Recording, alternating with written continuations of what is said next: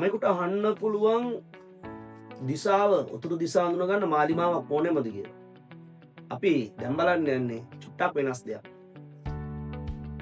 එන්න විද්‍යාවේ සොඳුරු තැන් බලන්න. අපට පේනවා ඇති මේ තියෙන්නේ පෘථිවිය උතුරු දිසාවට හැරිලා තියෙන්නේ මාලිමාවේ ද්‍රවය. පැහැදිලිද? මේ උතුර. මම ගන්නවා කාන්දමක්.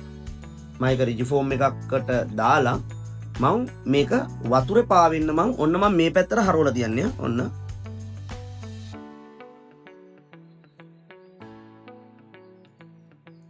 බලන්න මොකද වෙන්නේ කියලා.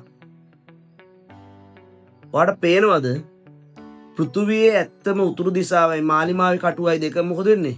එකම දිශාවකට හැරෙන විදිය. එහෙනම් රිජිෆෝම් එකක පා කරන ලද කාන්දමක් උදව්වෙන් පෘථුවියේ උතුරු දිශාව අඳුන ගන්න පුළුවන්. පා වෙලා උතුර තමයි මේ පෙන්වන්නේ. උත්තරද්‍රවයෙන් උතුර. පෘථුවියේ උතුර.